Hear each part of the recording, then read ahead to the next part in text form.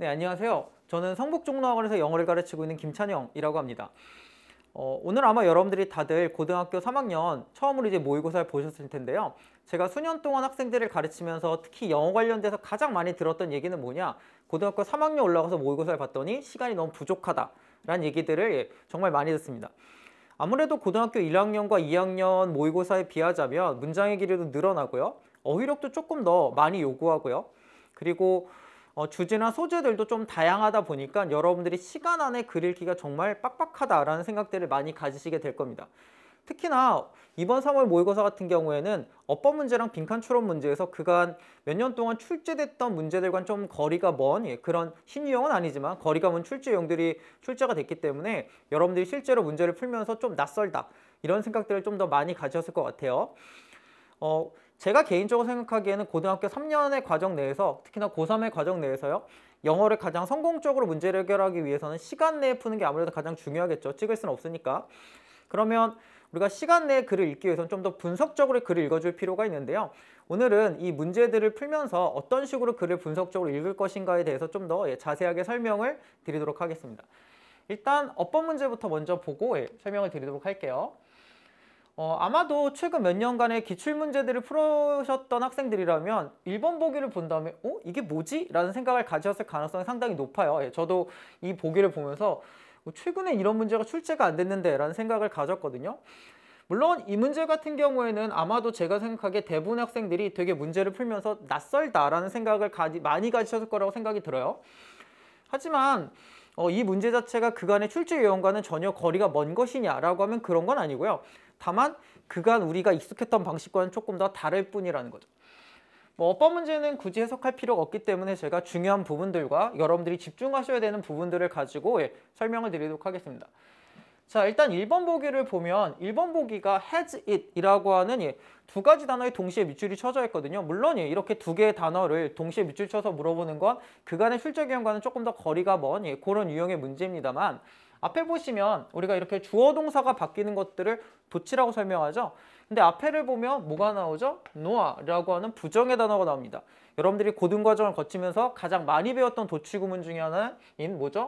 바로 부정부사구의 도치입니다.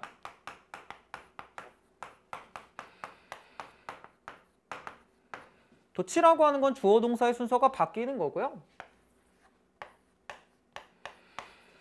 여러 가지 경우가 있지만 여기에서는 부정의 단어가 나왔기 때문에 주어 동사의 순서가 당연히 바뀌었습니다. 그래서 1번 보기 같은 경우는 좀 생소한 보기이긴 하지만 여러분들이 고등학교 과정 내에서 한 번 정도는 보셨을 거기 때문에 얘는 괜찮겠구나 라는 생각을 가지실 수가 있겠죠. 1번은 부정부사구의 도치를 물어보는 문제인데 그거를 충실하게 반영해 줬습니다. 자, 2번이고요. 2번 보기는 보시면 알겠지만 문장이 아주 깁니다. 그래서 이걸 처음부터 끝까지 다 완벽하게 해석하거나 이렇게 하시는 건 좀 어려울 수 있고요. 중간중간 잘라서 한번 보도록 할게요. 그래서 일단 여기 이 컴마를 기준으로 문제를 봐주시면 되는데요. 이 컴마를 기준 앞쪽을 보시면 우리들 같은 경우에는요. 그것의 기원에 대해서 대부분은 추론을 해야 된다. 뭐를 통해서? 바로 플라토나 아리스토텔레스 같은 작가들의 어카운트는 기록이죠. 기록들을 통해서 얘네들을 추론해내야 된다는 겁니다. 자, 그 다음에 who라고 하는 관계사를 기준으로 이제 밑줄 친 부분이 출연하게 되죠. 얘를 전체적으로 보시면 아마 여러분들이 어떤 생각을 가지셔야 되냐면 문장의 전체적인 구조를 보자면 요 플라토나 아리스토텔레스 같은 사람들은 어떠냐 하면 음악에 대해서 글을 쓰는데 더 많은 관심을 가졌던 거죠. 뭐로서냐 하면 철학적이고 바로 윤리적인 행위로서 이렇게 됩니다.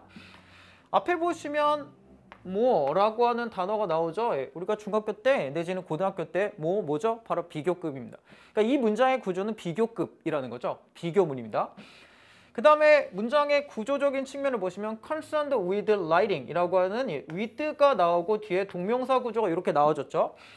요 2번 보기 as 뒤를 보셔도 똑같은 구조가 출현이 됩니다. with providing.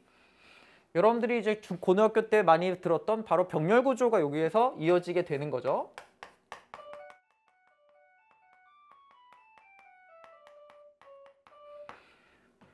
등위 접속사에서 보통 병렬 구조가 나타나긴 하지만 비교급 내에서도 병렬 구조가 나타나게 됩니다. 근데 여기를 보시면 모어가 나왔으니까 모어는 보통 우등 비교라고 하죠. more than의 구조로 나타나게 됩니다. 따라서 여기에서는 as가 아니라 비교급의 형태이기 때문에 than을 써줘야 되는 거고요. 그럼 여기에서 as라고 하는 보기는 도대체 왜 나타나는 거냐? 얘는 앞에 as라고 하는 얘는 원급 비교의 as가 아닙니다. 얘 같은 경우 뭐뭐로서 내지는 이런 뜻으로 쓰이는 전치사로 쓰인 건데 요 as가 있기 때문에 여러분들이 혹시라도 문장의 구조를 제대로 파악하지 못하고 as 이렇게 원급 비교로 연결된 게 아닌가? 이런 식의 착각을 가지게끔 만들기 위해서 이런 보기를 냈다라고 생각하시면 되겠죠. 물론 이제 이런 식으로 물어보는 문제들 자체가 여러분들에게 되게 생소한 문제긴 하지만 그간에 이런 문제들이 전혀 출제가 안 됐었냐? 그런 건 아니고요. 문장의 전체적인 구조라든지 이런 거를 파악하는 문제에서 크게 달라지는 바는 없다라는 거죠. 여러분들이 이 문장을 보신 다음에 뭐를 확인하시고 여기에 병렬 구조라는 거 확인한 다음에 아 여기가 비교급이겠구나 라고 생각하시면 문제를 정말 쉽게 풀 수가 있는 거고요. 반면에 문장의 구조 따윈 생각하지 않고 얘를 그냥 바로 보시게 되면 as 얘는 도대체 뭐지? 이런 생각을 가지실 가능성이 훨씬 더 높은 문제라는 거죠. 그래서 정답은 2번이 되겠습니다. 그다음 3번을 보시면 컨세팅이라고 하는 현재 분사의 밑줄이 쳐져 있죠. 이게 여러분들이 가장 많이 하는 바로 동사 찾기 문제가 되겠고요. 얘 같은 경우는 it seems라고 하는 이 문장의 구조 다음에 that 이라고 하는 접속사가 하나가 생략된 거기 때문에 문장 내에서 동사는 2개를 써주면 됩니다. 앞에 이미 seems라고 하는 동사가 나왔고요. 여기 하나가 있죠. 그 다음에 was라고 하는 동사가 하나가 나왔기 때문에 필요한 동사의 개수는 모두 충족이 됐습니다. 따라서 이 문장 내엔 동사가 더 이상 필요하지 않기 때문에 consisting이라고 하는 현재 분사를 써주는 건 괜찮겠죠. 물론 consist of라고 하는 동사 자체가 자동사고요. 뜻은 물론 수동입니다만 자동사이기 때문에 수동의 형태가 아니라 능동의 형태를 써줘야 된다는 점이 여러분들에게 조금 헷갈릴 수는 있겠지만 이 자리가 동사 자리가 아니라는 걸 판단하신다면 좀 더 쉽게 접근은 가능하시겠죠. 그래서 3번은 일단 괜찮습니다. 그 다음에 이제 4번 보기로 한번 넘어가서 보시면요.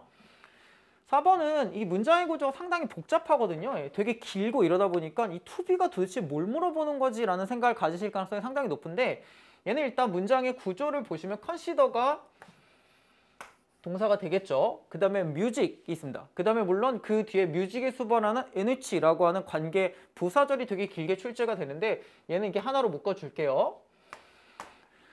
자, 음악을 간주한다는 거죠. 근데 물론 그 음악 내에서는 어떠냐? 뭐 수금이라든지 플룻이라고 하는 게 혼자 연주가 되고요. 그 다음에 accompaniment,라고 하는 건 반주입니다. 음악이라든지 노래에 대한 춤이나 노래에 대한 반주로서는 사용되지 않는 이런 음악에서는 to be extremely coarse and touch입니다. 이런 음악들은 상당히 조악하고 그 다음에 천하다라고 여겨진다는 건데 이 뮤직은 당연히 목조가 되겠고요. 이 중간에 있는 관계사절은 앞에 있는 뮤직을 꾸며주는 거기 때문에 얘를 빼고 본다면 여기를 날리고 보시면 되겠죠? 그러면 여기 나온 to be는 밑줄 친 to be는 뭐라는 걸 알 수 있죠? 목적격 보호라는 걸 알 수 있습니다.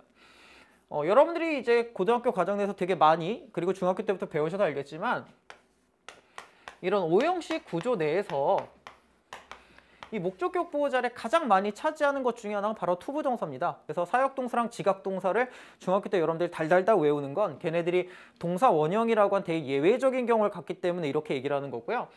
얘 같은 경우에는 투부정사가 오는 경우들은 정말 허다하기 때문에 얘는 되게 여태껏 많이 출제가 됐던 유형입니다. 투비는 맞는다 라고 생각을 하시면 되겠죠. 그래서 여기 필요 없는 부분들을 지우고 생각하신다면 문장의 구조를 파악하시기는 그렇게 어렵진 않죠. 그 다음에 이제 5번 보기를 보시면 generally라고 하는 부사의 밑줄이 쳐져 있죠. instrument가 주어고요. 여기서 얘가 주어 역할을 하고요. 그 다음에 span이라고 하는 건 동사기 때문에 얘는 generally는 부사죠. 부사는 동사 앞에서 동사를 꾸며주는 게 충분히 가능하기 때문에 이 자리는 형용사가 아니라 부사가 오는 것들이 당연하다라고 생각하시면 되겠죠. 그래서 나머지 보기들 같은 경우에는 그간의 출제 경향들과 뭐 아주 다른 건 아니에요. 물론 1번은 제외해야 되겠지만 2번 보기 같은 경우만 잘 넘어가시면 이것도 문제를 그렇게 어렵지 않게 해결이 가능하다. 특히나 문장의 구조적인 부분에 좀 더 집중을 하신다면 문제를 쉽게 푸실 수가 있는 거고요. 너무 지엽적인 부분에만 생각을 하신다거나 아니면 어법을 무조건 외워서 풀어야 되겠다라고 하는 친구들에게 이 문제는 조금 어려운 문제일 수 있었다는 거고요. 조금 아마 여러분들은 생소하다라는 느낌을 받으셨을 것 같아요. 자, 어법 문제는 이렇고요. 그 다음에 32번 문제입니다. 이 32번 문제도 앞에 있었던 어법 문제랑 비슷하게요. 그간의 출제 경향과는 조금 거리가 떨어져 있는 문제라고 여러분들이 생각을 하실 수가 있을 것 같은데요. 보통 대부분의 빈칸 문제들은 글의 주제의식들을 물어보는 문제, 우리가 뒤에서 33번과 34번에 똑같이 확인이 가능하실 텐데 보통은 주제의식을 물어보는 문제들이 가장 많이 출제가 되는데 이 문제 같은 경우에는 최근 몇 년 동안 출제되지 않았던 추론의 형식을 가지고 있습니다. 이 추론의 형식이라는 건 뭐냐면 앞에서 여러 가지 전제들이나 내용들이 주어진 상태로 그걸 가지고 우리가 어떤 결론을 도출해낼 것인가 이런 걸 생각해야 되는 부분들이기 때문에 아무래도 일반적인 주제를 찾는 문제들보다는 조금 많은 사고력을 요하죠. 아마 대부분 학생들 같은 경우는 그간 이런 문제들을 풀어보시지 않았기 때문에 되게 생소하다라는 느낌을 받으실 수도 있고요. 도대체 빈칸에서 물어보는 게 뭐야? 앞에 거랑 무슨 상관이 있어? 이런 생각을 가지실 가능성이 상당히 높은 그런 문제라고 보실 수 있어요. 그래서 얘는 앞에 있는 부분을 좀 정리하면서 필요한 부분들만 좀 정리를 하시고요. 뭐 디테일하게 해석하거나 이런 것들은 얘도 뭐 그렇게 필요한 문제는 아닙니다. 처음에 보면 우리가 고대 여행에서 태양의 역할을 이해하려고 노력할 때 그 소스들, 원천들이죠. 원천들은 되게 적고요. 그리고 여행이라고 하는 것도 잘 알려지지 않았다라고 얘기합니다. 그래서 태양의 역할을 얘기를 하는 거구나, 여행에서. 뭐 이런 정도를 생각하실 수가 있겠죠. 헤라토스라는 사람이 탐험 여행, 항해에 대해서 글을 썼다가 되겠고요. 이 문장의 구조를 보시면 commissioned부터 시작해서 before Christ까지라고 하는 이 뒤에 있는 분사 구문들이 앞에 있는 exploratory voyage라고 하는 명사를 꾸며주는 구조입니다. 여러분들이 잘 알고 계시는 후치 수직 분사 구조가 되겠죠. 그래서 여행에 대해서 글을 썼는데 그 여행이 어떠냐면 기원전 600년경에 고대 이집트의 왕인 네카우 2세, 이 사람이 이제 보낸 여행인 거죠. 자, 네카우 2세가요, 페니키안의 항해대에게 다음과 같이 명령을 했습니다. 문장의 구조를 보시면 ordered가 동사고요. 그 다음에 페니키안 익스피디션이 목적어고요. say clockwise부터가 목적격 보호가 되겠죠. 그래서 페니키안의 탐험대에게 뭐라고 얘기를 했냐면 아프리카를 둘레로 시계 방향으로 항해를 한번 해봐라. 시작점은 어디냐? 홍해가 되겠고요. 어디로 돌아오냐면 나일강의 어귀까지 돌아오면 되는 그런 구조죠. 보시면 알겠지만 그냥 항해 내용입니다. 항해를 이제 보냈다 정도까지만 여기 이해하시면 되겠죠. 그들은 3년 동안, 총 3년 동안 여행을 했고요. 여기까지 이게 여정의 전반적인 내용이라고 보시면 되기 때문에 이 부분에 대해서 해석을 잘 못하신다고 하더라도 뭐 문제를 푸는 데는 큰 지장은 없습니다. 여러분들이 여기서 얻으실 정보는 이집트에서 항해를 보냈구나 정도까지만 이해하시면 되겠죠. 자, 근데 헤로도스가 뭐라고 썼냐? 이 페니키안 애들이요. 얘네들이 upon returning이라고 하는 요 구조가 나오는데요. 얘 같은 경우에는 보통 on을 쓸 수도 있고 upon을 쓸 수도 있는데 요 뒤에 이렇게 동명사가 오거나 아니면 동명사랑 비슷한 명사도 올 수가 있겠죠. 이렇게 와주면 얘는 보통 뭐뭐 하자마자 라는 뜻으로 이해를 해주시면 됩니다. 얘네들이 이 영웅적인 탐험에서 돌아온 다음에 이 페니키안 애들이 뭐라고 얘기를 했냐? 남쪽으로 항해를 해가지고요. 그 다음에 서쪽으로 이렇게 돌아왔는데 걔네들이요. 태양을 어디에서 발견했다? 그들의 오른쪽에서 발견했다라는 얘기를 들었다는 거죠. 근데 이 오른쪽이라는 게 어떠냐? 얘는 정확하게 얘기하면 여기 보시면 이 on their right이라고 하는 부분에 대한 부연 설명이 바로 the opposite direction부터가 되겠는데요. 이 오른쪽에 있다라는 건 어떤 의미냐면 원래는요. 그들이 사람들을 페니키아들이 얘기를 하는 거죠. 걔네들이 그것을 보는데 익숙하거나 태양입니다. 내지는 그것이 있을 거라고 예상하고 있는 그 지역과는 정반대라는 거죠. 자, 여기에서 이제 우리가 내용을 하나 정리해 줄 필요가 있는데요. 페니키아인들이 항해를 떠났고요. 돌아왔죠. 뭐죠? 잘 돌아왔죠. 이 항해의 결과물이 어떠냐? 이 결과가 태양의 위치가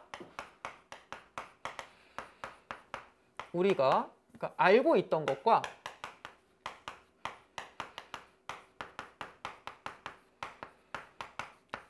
상이하다, 그러니까 다르다라는 걸 발견하게 됐다는 거죠. 그 다음에 이제 그 다음 문장에서 요거에 대한 이제 설명을 해주는데요.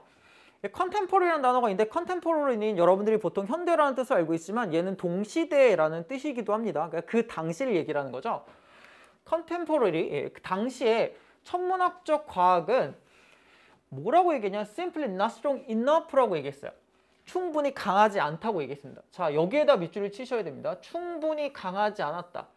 그러니까 천문학이라고 하는 게 발달하지 않았다는 거죠. 뭘 할 만큼이냐면 fabricate라는 단어가 밑에 나오지만 이게 조작하다, 만들어내다 이런 뜻입니다. 이렇게 정확하고 근본적이면서 물론 대단히 평범한 이런 디테일들을 만들어내기에는 충분하지 않았답니다. 여기에 있는 accurate 부분부터는 제가 일부러 빨간색으로 이렇게 밑줄을 쳐보겠습니다. 밑줄을 칠 건데요.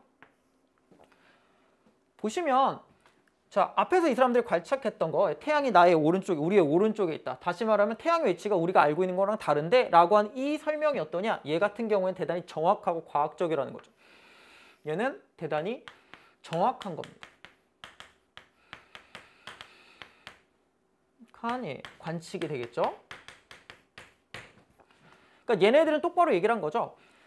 근데 이 사람이 주장하는 건 뭐냐? 당시의 과학은 얘를 만들어낼 만큼 충분하게 발달되지 않았다는 거예요. 그럼 얘네들이 이걸 어떻게 알았을까요?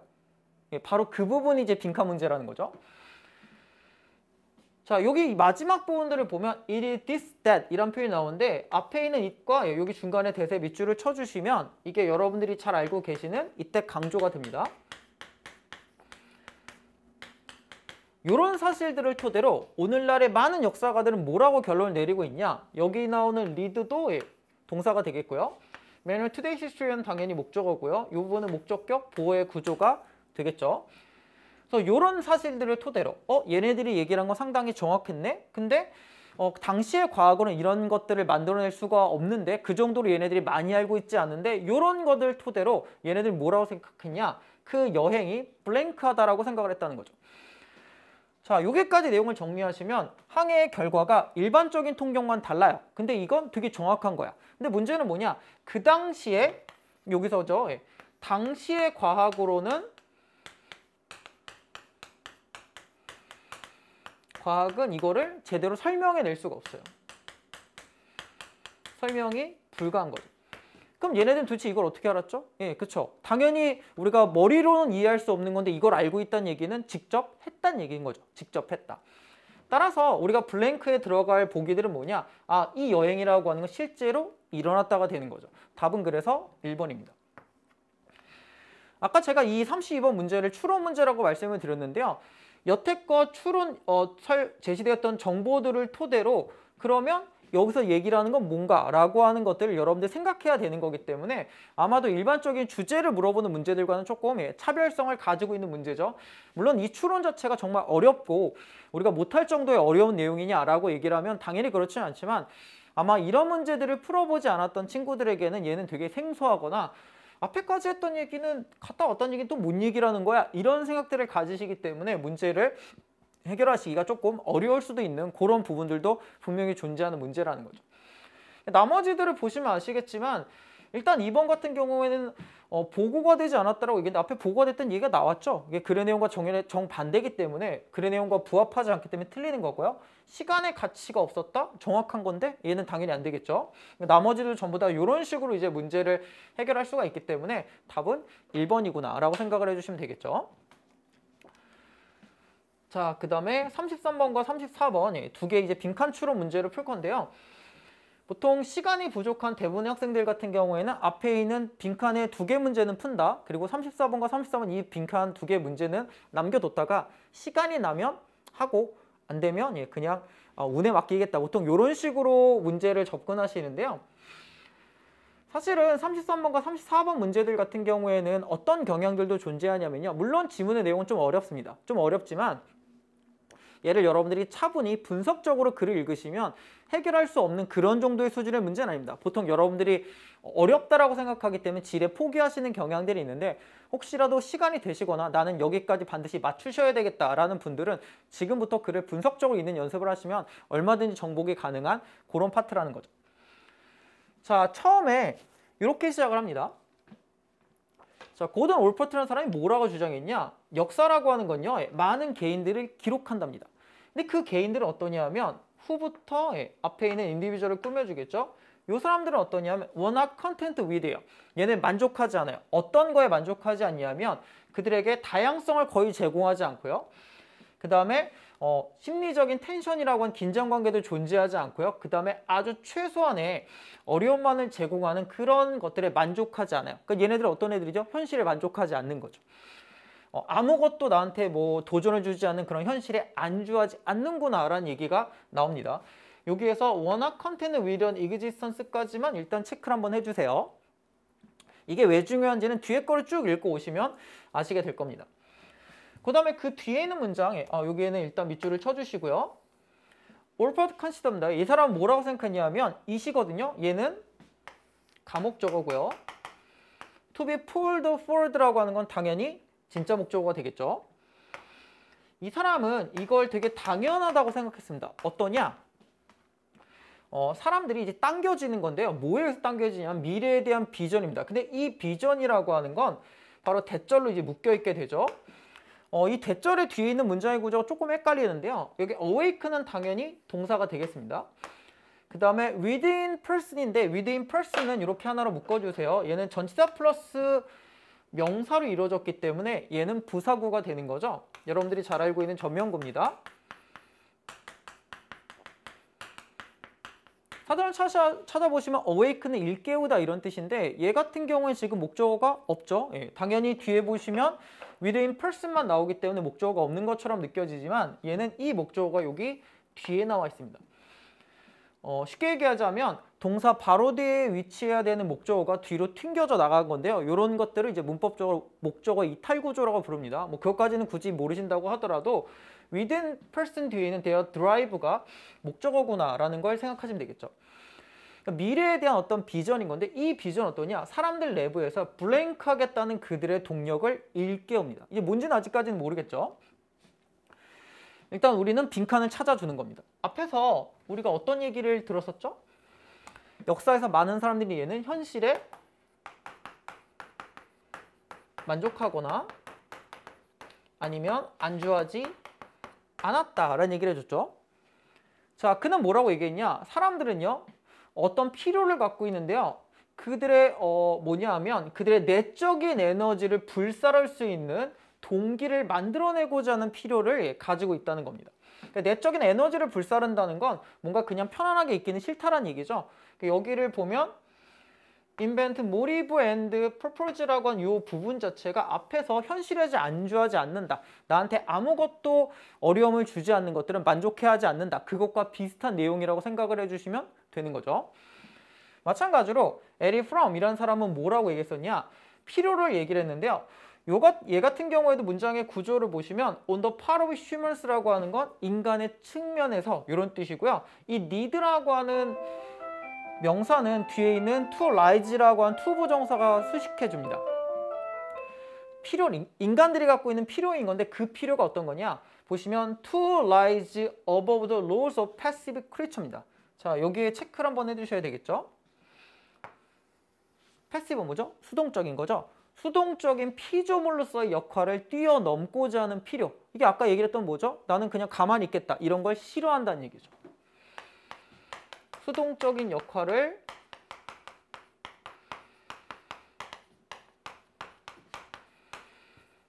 거부한다.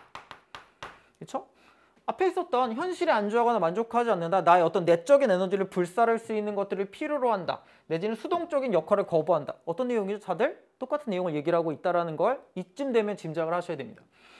뒤에는 뭐 accidental이라고 하는 건 우연한 이런 뜻이고요. 여기 뒤에 if라는 애가 나오는데 if는 여러분들이 보통 만약 뭐뭐라면 이런 뜻을 알고 있지만 여기에선 이 if가 even if의 의미로 쓰였습니다. 그래서 뒤에 걸 해석하면 랜덤이라고까지는 얘기할 수 없지만 우연한 세계가 되는 거죠. 뭐 뒤에 거는 굳이 해석을 안 하셔도 돼요. 자, 그에게 어떠냐? 인간들은 driven to transcend. transcend는 뭔 뜻이죠? 초월하다죠. 초월하고자 하는 그런 욕구를 갖고 있어요. 어떤 거를 초월하냐 하면 단순히 만들어진 상태. 단순히 만들어졌다. 이게 앞에서 뭐랑 비슷하죠? 패시브 크리처랑 똑같은 내용이라는 걸 알 수가 있는 거죠.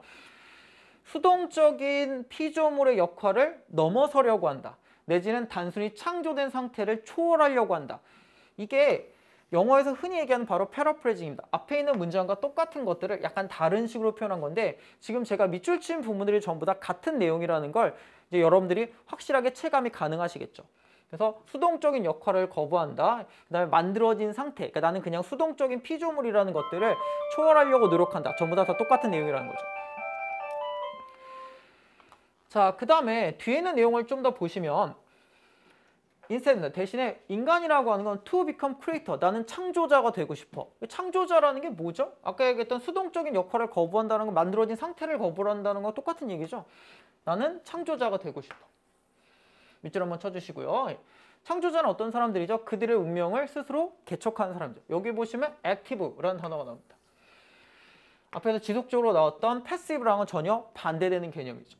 수동적인 역할을 거부해 우리는 뭐가 되고 싶어요? 창조자가 되고 싶어요. 창조자가 되기를 원한다. 이렇게 얘기를 합니다. 자, 그래서 얘는 어떠냐? Rising over the passive action of nature of existence죠. 수동적이고 우연한 존재의 본성을 벗어나고 싶어 합니다. 인간들은 그래서 어떠냐? 자신의 목적을 만들어내고 그래서 스스로에게 자유에 대한 토대를 제공한다는 거죠. 밑부분, 여기 마지막 부분들 같은 게 앞에 있는 내용들 다 정리해 준 거죠. 그렇죠? 그래서 여태까지 우리가 했던 내용들을 보면 이게 앞으로 넘어가시면 처음에 이 글을 읽을 때는 얘는 도대체 뭔 소리 하고 싶어 하는 거지? 이런 생각이 드시겠지만 거의 대부분의 문장들, 실제로 여기 나왔던 여러 개의 문장들이 실제로는 다 똑같은 얘기를 하고 있습니다. 사람들은 현실에 안주하거나 만족하지 않는다. 얘네들은 수동적인 역할을 거부한다. 중간에 내적인 에너지를 불살한다. 이런 얘기 나왔죠. 그럼 얘네들은 도대체 뭐가 되고 싶은 건데 이렇게 만들어진 상태에 만족하지 않고요. 얘네들은 창조자가 되기를 원한다. 그러니까 다시 말하면 내가 뭔가 주도적으로 뭔가를 해보겠다라는 것들이 이 글에서 가장 중요한 내용이라는 거죠. 그래서 여러분들이 보기에서 찾으실 건 내가 주도적으로 뭔가를 해보겠다라고 하는 그런 내용들이 들어가는 선지들을 찾아주시면 바로 된다는 거죠.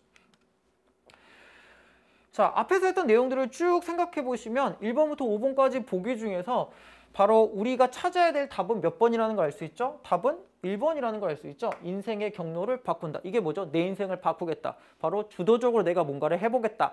라는 그 내용을 설명하고 있다는 걸 여러분들이 충분히 아실 수 있을 겁니다.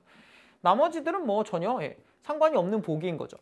혹시라도 여러분들이 2번은 안 되나요? 이런 생각을 가질 수가 있는데 이건 남들보다 더 많이 갖고 싶어 하는 건데 이거를 주도적이라고 얘기를 하기는 좀 그렇죠. 저는 남들보다 돈을 많이 벌고 싶어요. 저는 더 많이 밥을 먹고 더 많이 뭔가를 갖고 싶어요. 라고 하는 건 뭔가 탐욕적이다? 약간 욕심이 많다. 이렇게 설명해도 이걸 주도적이라고 얘기를 하는 건 아니기 때문에 2번 보기는 그런 맥락에서 좀 글의 주제랑은 거리가 멀겠죠. 자, 여러분들이 쭉 보셔서 알겠지만 33번의 내용 물론 당연히 쉬운 내용은 아닙니다. 당연히 쉬운 내용은 아니지만 글을 이렇게 분석적으로 읽으시면 얘가 처음부터 끝까지 똑같은 얘기를 하고 있는데 라는 생각을 가지실 수가 있는 거죠. 그래서 그런 측면으로 접근을 해주신다면 이 문제도 어렵지 않게 해결이 가능하시다라고 볼 수가 있고요. 그 다음에 34번 문제로 넘어가겠습니다. 34번도 여러분들이 처음에 읽으실 때는 얘가 뭘 얘기를 하고 싶어 하는 거지? 이런 생각이 드시겠지만 글을 차분히 저랑 같이 읽어보시면 얘가 글의 구조가 34번, 33번 앞에서 우리가 했던 거랑 크게 다르지 않은 것 같은데요? 얘도 똑같은 얘기를 하고 있는 게 아닌가요? 이런 생각을 가지실 수가 있고요. 다만 이 34번 문제가 33번 문제보다는 좀 더 친절할 수도 있고 분칠절할 수 있는데 여러분들에 따라서는 얘는 두 가지를 비교해서 설명하고 있습니다. 그래서 비교해서 똑같은 얘기를 하고 있으니까 여러분들이 잘 찾아서 따라오시면서 내용을 한번 보시면 쉽게 이해가 될 겁니다. 자, 첫 번째 문장이 perspective라는 단어가 나오는데요. 얘가 관점이란 뜻이죠. 근데 여기에서는 예술이기 때문에 이건 관점이 아니라 원근법이라는 뜻입니다. 자, 첫 번째 문장에 뭐라고 나왔냐? 서구 사회에서 원근법의 역사를 이렇게 잘 보면 matters, 여기서는 중요하다는 뜻이죠. 얘는 동사입니다. 얘는 중요한 것 같아. 왜냐? 이게 art of living이거든요. 이게 찾아보시면 아시겠지만 art of living은 삶의 기술 내진 처세술 이런 뜻입니다. 이걸 굳이 처세술이라고 번역하지 않는다고 하더라도 여러분들이 뭘 할 수 있냐? 얘는 앞에 예술이 중요한 게 원근법이 중요한 건 왜 중요하냐? 이게 처세술에서 뭔가 나타내주는 바 때문에 중요하다라는 지금 얘기를 하고 있잖아요. 여러분들이 여기서 어떤 걸 눈치채셔야 되냐? 이게 뭔가 예술과 인생의 뭐 공통점? 이런 걸 두 개를 비교해서 설명하나? 이런 것들 정도까지는 첫 번째 문장에서 감을 잡으시면 정말 베스트라는 거죠. 근데 얘는 혹시라도 여기만 읽으면 뒤에서 이것까지는 이렇게만 설명하면 여러분들이 이게 무슨 얘기인지 전혀 모를 수가 있기 때문에 얘는 필자가 그 다음에 이거에 대해 설명을 해줍니다.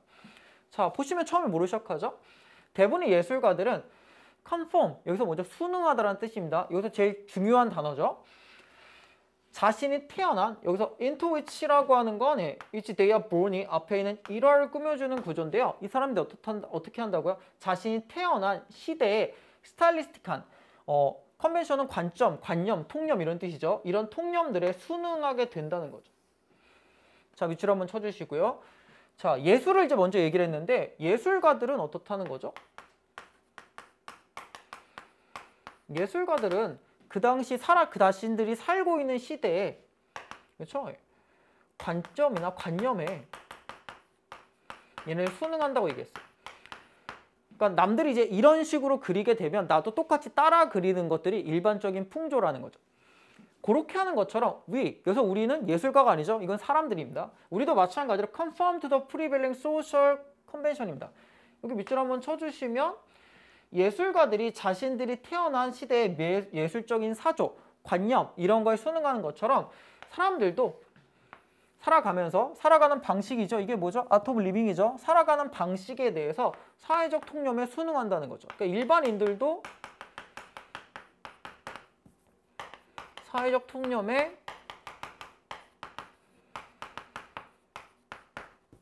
순응한다라고 설명을 했습니다. 자, 그러니까 이게 잘 보시면 이 두 번째 문장이 앞에 있는 첫 번째 문장을 풀었었다라는 걸 여러분들이 이제 눈치채실 수가 있는 거죠. 아, 원근법의 역사가 중요한 건 얘를 이게 잘 찾아보면 이게 인생과도 뭔가 비슷한 점이 있는데 예술가들도 자신이 살던 시대의 통념에 순응하는 것처럼 우리들도 마찬가지지라는 것들을 알 수가 있다는 거죠. 자, 그 다음에 여기서부터 여기까지는 사실 그렇게 크게 의미가 있는 영역은 아니거든요. These unwritten laws라고 하는 게 앞에 있는 prevailing social convention을 포함합니다. 그러니까 사회적 통념인 건데 사회적 통념이라고 하는 것들은 보통 어떤 게 포함되어 있냐? 뭐 결혼한다거나 애를 갖는다거나 집을 사면서 뭐 대출을 받는다거나 뭐 이런 등등들을 설명하고 있는 거죠. 이 부분들은 가볍게 넘어가시면 되겠고요. 그 뒤에 있는 문장도 사실 여러분들이 굳이 의미를 두실 필요는 없어요. 어떤 사람들에게는 these are reality입니다. 이런 규칙이라고 하는 게 현실이고요. 또 어떤 사람들에게는 이런 것들이 뭐 열망일 수도 있겠죠. 이걸 실현하는 사람도 있고 뭐 그렇지 못한 사람도 있다. 뭐 이런 뜻이라고 보시면 되겠어요. It is common to blank입니다. 여러분들이 잘 아시겠지만 이승 가주어, to는 진주어 구조가 되죠. 그래서 다음과 같이 하는 게 일반적이다라고 얘기를 했고요. 뭐 앞에까지 대충 무슨 내용인지 알지만 그래도 좀 더 읽어보시면 이렇게 얘기를 합니다. 자, 서구 역사의 이 지점에서 그들은요. 그것들이라고 하는 거 앞에 있었던 unwritten rules를 가르칩니다. 이런 것들은 자 보세요. 지배적인 통념 중에 하나가 됐습니다. 이 지배적인 통념이라는 건 뭐냐? 우리들의 대다수가 받아들입니다. 밑줄 한번 쳐주시고요. 우리가 대다수가 받아들여요. 여기 좀 잘려있는데 뒤에 보시면 with a little questioning입니다. 이게 뭔 뜻이죠? 의문의 여지 없어요. 그냥 남들이 얘는 당연한 거야. 그러니까 with a little question이라고 하는 건 당연한 거죠. 당연하게 받아들이는 통념 중에 하나라는 거죠. 당연하게 받아들인다. 뭐죠? 순응한다는 얘기죠. 자, 이게 마치 뭐랑 똑같냐면 이 브르미어라든지 다른 바로크 시대 예술가들이요. 그들의 아무런 의구심 없이 여기 보시면 accepted linear perspective without question이라는 표현이 나오거든요. 앞에랑 똑같습니다. 질문에 의문의 여지 없이 이 선형 원근법을 받아들였던 거랑 마찬가지로 똑같다는 거죠. 자, 여기에서도 앞에서 처음에 나왔던 그 설명이 다시 나오죠. 예술과 인생의 공통점. 우리도 사회적 통념을 아무런 거리낌 없이 아무런 의구심 없이 받아들이는 것처럼 그 당시 예술가들도 그렇게 했어 라는 거죠. 자, 그 다음에 여기 마지막을 보시면 It is difficult, 당연히 가주어, 진주어 구조가 되겠고요. To see beyond the limited culture that shaped our ways of looking at the world and ourselves입니다. 자, 여기 중간에 건 뒤에 거는 우리 자신이 세계라든지 우리 자신을 바라보는 방식을 형성하는 문화의 한계를 뛰어넘어서 보는 것들은 어렵다라고 얘기를 했거든요. 여기 difficult부터 밑줄을 한번 쭉 쳐주시고요. 이 부분이요. 자, 문화의 한계를 넘어서 보는 것은 어렵다. 이 얘기는 뭐죠? 문화의 한계를 우리는 그냥 받아들인다는 거죠. 이 얘기가 앞에 했던 사회적 통념에 순응한다는 얘기랑 똑같은 얘기입니다. 다른 얘기가 아니라는 거죠. 마찬가지로 마지막에서도 We are trapped in the perspective of our time입니다. 우리는 우리 시대의 관점에 갇혀있다. 여기서 perspective는 관점이라는 뜻입니다. 원근법이 아니에요. 이거 일종의 언어유희적인 표현이라고 보시면 되겠죠. 우리 시대의 관점에 갇혀있다. 이 얘기는 뭐죠? 문화적 한계를 뛰어넘는 건 어렵다. 다시 말하자면 사회적 통념에 순응한다. 예술가들이 그러했던 것처럼 이런 얘기입니다.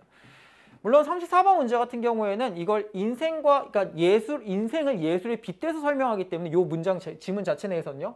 그래서 왔다 갔다 하는 감이 좀 없지 않아 있긴 하지만 일관되게 인생이 됐던 예술이 됐던 우리는 사회적 관념이라든지 통념을 벗어나는 건 쉽지 않다는 얘기를 지금 반복적으로 해주고 있습니다. 그런 측면에서 33번 문제나 34번 문제는 크게 다른 유형이 아니라는 거죠. 여러분들이 분석적으로 글을 읽으시게 되면 얘가 똑같은 얘기를 하고 있는데 라는 느낌을 받으셔야 되겠고요. 그런 측면으로 접근하게 된다면 사회적 관념에 순응한다. 우리는 아무런 거리낌이 없이 남들이 사회에서 규정한 것들을 받아들인다는 얘기잖아요. 그렇죠? 그거랑 관련된 걸 찾으면 답은 2번이 되겠죠. comply with가 앞에 있는 conform to랑 똑같은 뜻입니다. 이게 순응하다, 준수하다 이런 뜻이에요.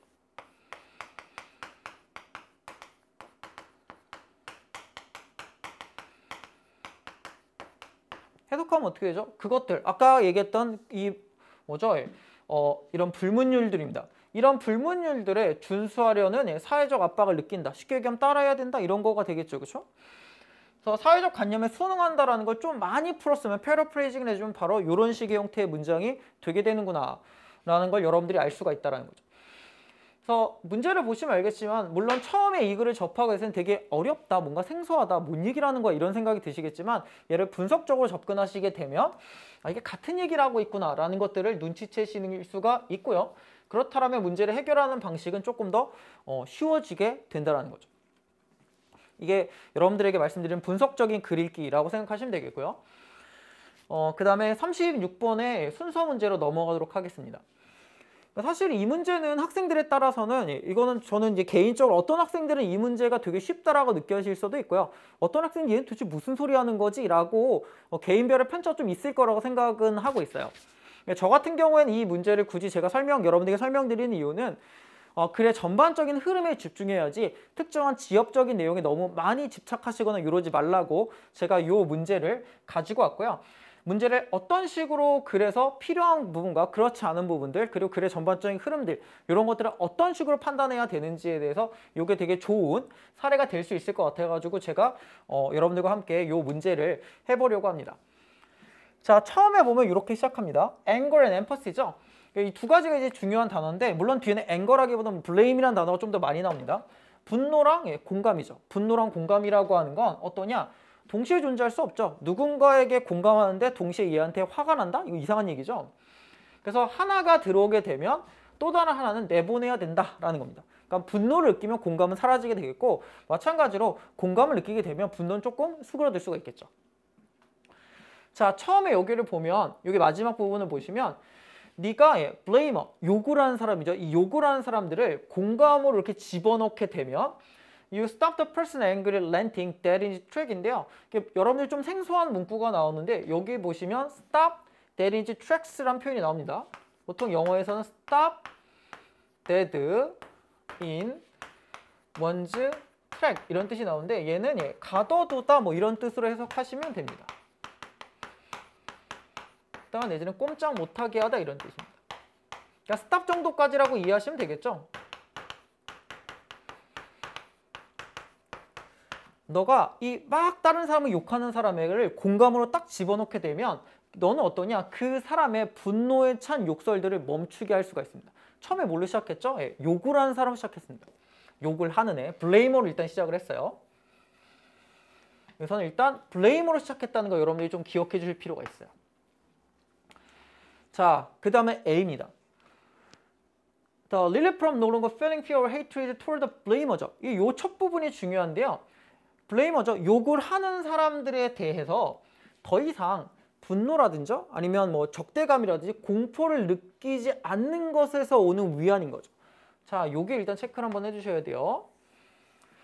자, 누구를 향해서 분노나 어떤 적대감을 느끼지 않는 거죠? 바로 나를 욕을 했던 사람입니다. 그럼 이 A번의 시점은 바로 누굴 얘기를 하는 거냐? 욕을 하는 사람이 아니라 욕을 먹었던 사람이 되겠죠. 이 뒤에 나오면 이제 디펜더가 되는데 얘는 욕을 먹었던 사람들이 더 이상 얘한테 분노를 느끼지 않아. 이러면 어떻게 된다는 거죠?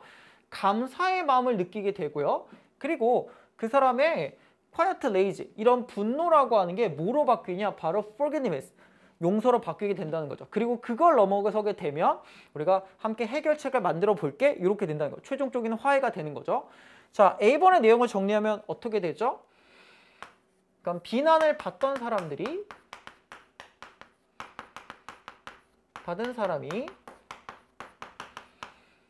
자, 안도를 느끼고요. 더 이상 분노를 느끼지 않고, 그렇죠?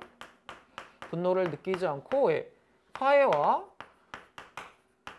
타협을 하게 된다. 이런 식으로 정리가 가능하겠죠? 그렇죠? A번은 이겁니다. 자, B고요. 사실 얘는 B가 이제 가장 문제가 되는 파트라고 저는 개인적으로 생각을 하는데, 보시면 자, 갑작스럽고 그리고 예기치 못하게 화를 본다. 그러나 블레이머입니다. 갑자기 욕을 하는 애가 나옵니다. 욕을 하던 애가 알게 되는 거죠. 뭐죠? How sad, angry, critical, lonely, defender입니다. 그렇죠? 이 욕을 먹는 사람들, 그러니까 나를 옹호하는 사람들이, 자신을 방어하는 사람들이 얼마나 외롭고 화가 나고 또 무서울까 이런 걸 깨닫게 되고요. 그래서 어떠냐? 갑작스럽게 얼라인은 뭐죠? 우리가 동료로 바뀌게 됩니다. 그렇죠? 동맹으로 바뀌게 되는 거죠.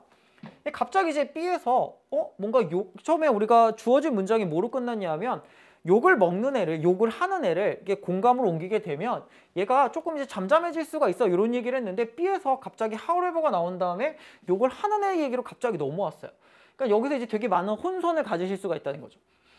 뒤에 걸 차분히 읽어봤는데 뒤에 걸 봤더니 근데 이 디펜더로 시작해요. 디펜더가 블레이머에 의해서 이해를 받았다고 느끼게 되고 우리 같은 편이네? 이런 걸 느끼게 되는 순간 어떠냐? 더 이상 방어할 일이 없게 되는 거고요. 그러면 디펜더스 월입니다.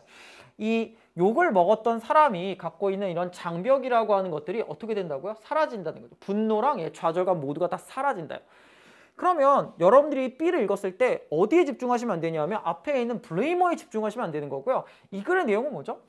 B의 내용을 정리하면 얘는 철저하게 누구의 입장에서 얘기를 하고 있는 거냐면 욕을 하는 사람, 비난을 하는 사람이 아니라 비난을 받는 사람입니다. 비난을 받은 사람이 어떻게 된다는 거죠? 자, 이해됨을 그러니까 뭐죠? 이해를 받았다고 느끼는 거고 느끼는 순간 어떻게 된다는 거죠? 이걸 느끼는 순간 분노와 좌절이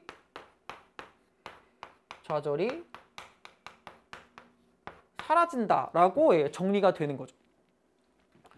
자, C를 보고요.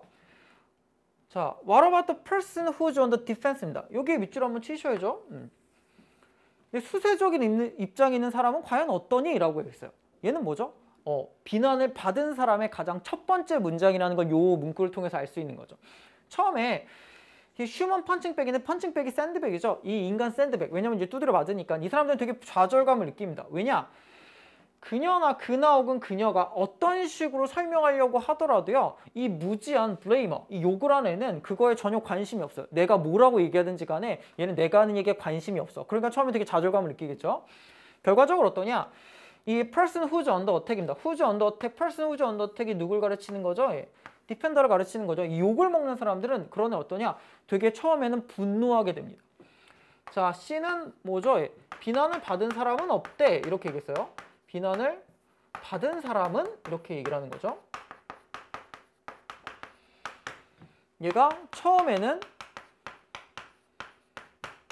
좌절하고, 그렇죠? 그 다음에는 분노한다. 이렇게 정리가 되는 거죠. 사실 우리가 이런 식으로 글을 정리하고 놓고 보면 순서가 어떻게 된다는 건 뻔합니다. 처음에는 당연히 욕을 먹으니까 화가 나고 분노, 좌절하고 분노를 느끼겠죠. 그렇죠? 근데 어느 순간 제가 상대방이 나를 이해해주네 라고 느끼게 되면 이런 분노나 좌절감이 사라지게 되겠고요. 그러니까 비난을 받은 사람은 결국에 어떻게 될 수 있냐? 분노를 느끼지 않으니까 화해나 타협을 하는 것들이 가능하다. 라는 식으로 글의 내용이 전개가 돼야 정상적이라고 볼 수 있는 거죠. 답은 그래서 C가 오고 B가 오고 A가 오는 건데 문제는 이 문제에서 36번 문제에서 가장 큰 문제가 되는 파트는 어디냐? 바로 B의 이 부분이라는 거죠. 제가 이런 문제들을 이제 학생들하고 같이 풀게 되면 학생들이 하는 얘기가 갑자기 근데 왜 갑자기 블레이머 얘기는 왜 하는 거예요? 우리가 계속해서 욕을 먹고 있는, 비난을 먹고 있는 사람, 그러니까 비난을 받고 있는 사람 입장에서 글을 전개한다면 얘를 이해하기가 그렇게 어렵지 않을 건데 갑자기 이게 왜 쓴 거냐? 이런 식의 느낌을 받으실 수가 있는데 얘는 이제 이런 거죠.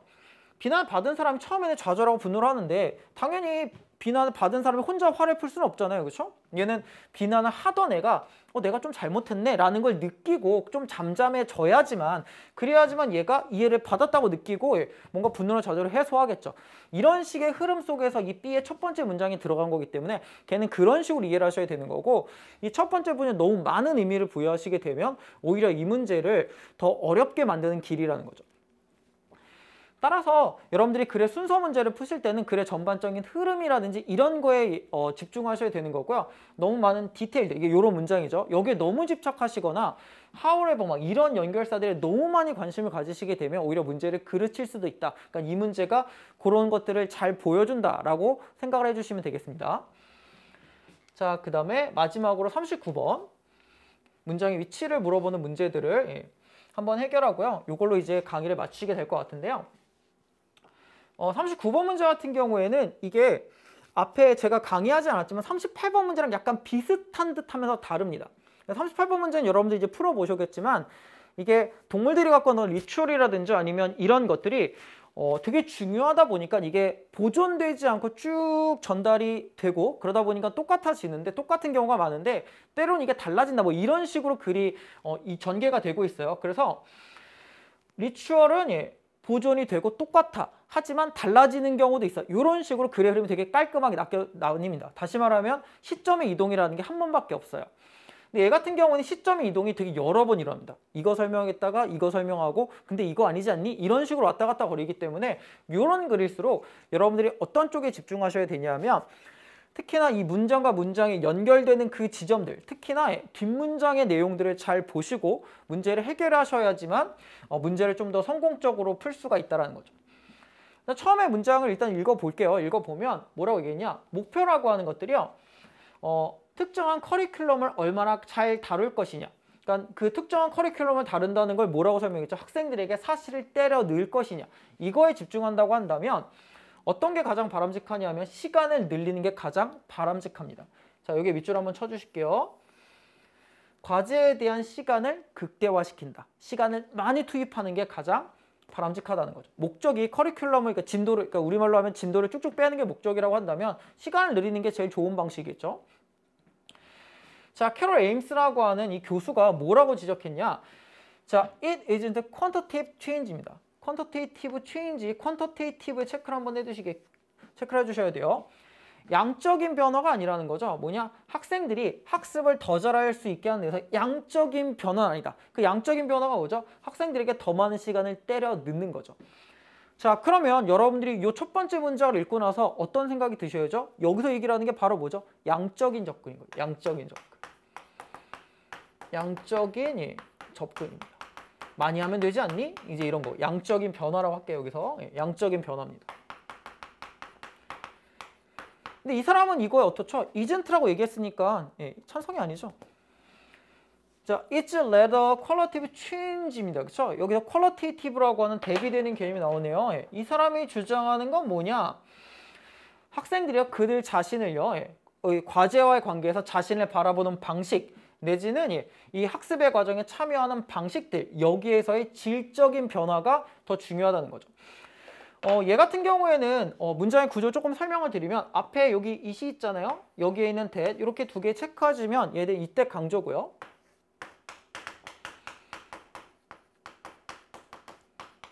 요 문장과 요 문장을 보시면 요 두 개의 문장이 의미상 연결되어 있다는 걸 알 수 있어요. 그리고 구조도 거의 똑같아요. It isn't quantitative change. 이거 아니야. It's qualitative change. 질적인 변화 이렇게 얘기를 했는데 얘는 지금 대절이 없습니다. 여러분들이 이제 이 수능 특강이나 이런 교재들을 보시면 아시겠지만 이때 강조가 연달아 병렬돼서 나올 때는요. 뒤에 있는 대절을 날려버립니다. 그래서 학생들을 더 잘 배우게 하는 건 질적인 변화라고 생각하는 거죠. 자, 그러면 우리가 어떻게 얘기할 수 있냐? 양적인 변화가 중요한 게 아니고 학습을 향상시키기 위해서는 양적인 변화는 중요하지 않고 질적인 변화가 중요하다 이렇게 얘기를 했습니다. 그러니까 양적 변화랑 질적 변화 우리가 얘기를 하는 게 어느 쪽의 내용인지 잘 알아셔야 되겠고요. 빈칸 원래 주어진 문장은 뭐 있죠? 주어진 문장은 양적 변화였습니다. 자, 교대로 이러한 태도들과 반응들, 학생의 측면에서입니다. 이런 것들이 어떠냐? 교사가 학습에 대해 생각하는 방식을 우리가 방식으로부터 나오는 거고요. 그 다음에 마찬가지로 그들의 수업을 조직하는 방식부터 나오게 된다는 건데, 자 보세요. These attitude and response on the part of students입니다. 학생들의 입장에서의 이러한 태도와 반응, 얘는 뭐죠? 양적인 변화가 아니라 질적인 변화죠. 양적인 변화라고 하는 건 선생님들이 더 많이 해, 이렇게 해서 생기는 거고, 질적인 변화라고 하는 건 학생들이 과제를 풀거나 이럴 때 좀 더 많이 생각하고 과제에 좀 더 많이 흥미를 갖는 거니까 이거는 뭐냐? 질적인 변화를 얘기를 하는 거죠. 자, 그 다음에요. 이 다음 문장 3번 보기 드려보시면 멋입니다. 그러나 that's unlikely입니다. 그렇죠? 얘는 뭐뭐 할 것 같지 않대요. 어떠냐면 이 사람이 얘기했던 중요한 변이들의 긍정적인 효과를 가질 것 같지가 않다고 얘기했습니다. 그렇죠? unlikely 체크하셔야죠. 자, 에임스 이분은 뭘 주장했죠? 질적인 변화를 주장했죠. 근데 이 사람이 생각하는 것에 대해서 긍정적인 효과를 가지고 올 것 같지 않대요. 그러면 여기에서 대시라고 얘기인데 이 지시사가 가르치는 게 과연 뭘 거냐는 거죠. 이게 양적인 변화는 질적인 변화일 거냐. 얘는 당연히 양적인 변화여야 되죠. 근데 3번 보기 바로 앞에 있는 얘는 뭐였죠? 얘는 질적인 변화였습니다.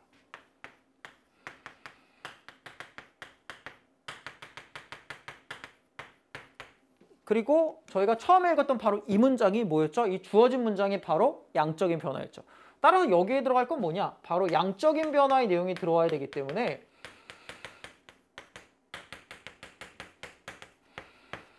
답은 3번이구나 라는 걸 알 수가 있습니다. 물론 뒤를 보시면 여기 보면 여기 뒤에 똑같은 얘기가 계속 나옵니다. 그래서 얼마나 선생님이 많이 가르치는 문제가 아니래요, 교육이. 이게 뭐죠? 양적인 변화, 그렇죠? 학생들이 얼마나 많은 것들을 발견하고 도움을 받을 수가 있냐는 거냐. 이게 뭐죠? 질적인 변화. 그러니까 얘 같은 경우 지금 양적인 변화랑 질적인 변화를 지금 서로 대비해서 설명해 주는 건데, 그러니까 글의 전개 방식은 이런 거죠. 질적인 변화가 되게 중요해. 너무 양적인 거에 집중하게 되면 긍정적인 효과를 못 얻어. 실제로 더 중요한 건 양적인 측면이나 질적인 측면이야. 이런 식으로 글의 전개가 되고 있기 때문에 아까 잠시 설명드렸던 38번의 문제랑은 전개 방식이 조금 다르긴 하지만 얘 같은 경우는 이 양적인 변화랑 질적인 변화 이게 왔다 갔다 거리는 와중에서 이게 가르치는 말이 과연 무엇이며 여기서 전달하고 있는 바가 뭐냐에 집중하시게 되면 문제를 조금 더 쉽게 풀어줄 수가 있다는 거죠. 자, 그래서 우리가 대표적으로 제가 어렵다라고 생각하고 학생들이 좀 까다롭다고 느낄 수 있는 6가지 문제를 가지고 설명을 드렸었는데요. 제가 처음에 말씀드렸던 이 분석적인 글 읽기라고 하는 건 바로 이런 겁니다. 그냥 제가 가장 싫어하는 것 중에 하나가 학생들의 농담삼아 무지성으로 읽지 마라. 한번 읽거나 볼까? 이런 마음으로 글을 읽지 말라고 얘기를 하는데 여러분들이 시간도 부족하고 사실 여러분들이 하셔야 되는 모든 시험들은 다 타임어택의 성격이 있어요. 주어진 시간 내에 내가 이걸 얼마나 성공적으로 하는지가 중요한 거기 때문에 시간이 부족해서 못한다면 아무런 의미가 없어지게 되는 거죠. 그래서 여러분들이 추구하실 건 정확하게가 아니라 빠르고 정확하게 되겠고요. 빠르고 정확하게라고 하는 건 이렇게 글을 읽으시면서 분석적으로 생각하고 얘가 얘기를 하는 건 뭘까? 얘는 도대체 이 얘기를 왜 했을까? 이런 것들을 조금 더 많이 고민하시는 게 필요하다는 거죠. 물론 이게 하루아침에 되진 않습니다. 물론. 하지만 지금부터라도 연습하지 않으시면 수능의 장에 가서는 글을 치실 가능성이 상당히 높기 때문에 그런 측면들을 조금 생각하시고요. 남은 기간 동안 잘 준비를 하셨으면 좋겠고요. 그래서 수능에서 다들 좋은 성과를 얻으시기를 희망합니다. 일단 저는 오늘 여기까지 설명을 드리도록 하겠습니다. 수고하셨습니다.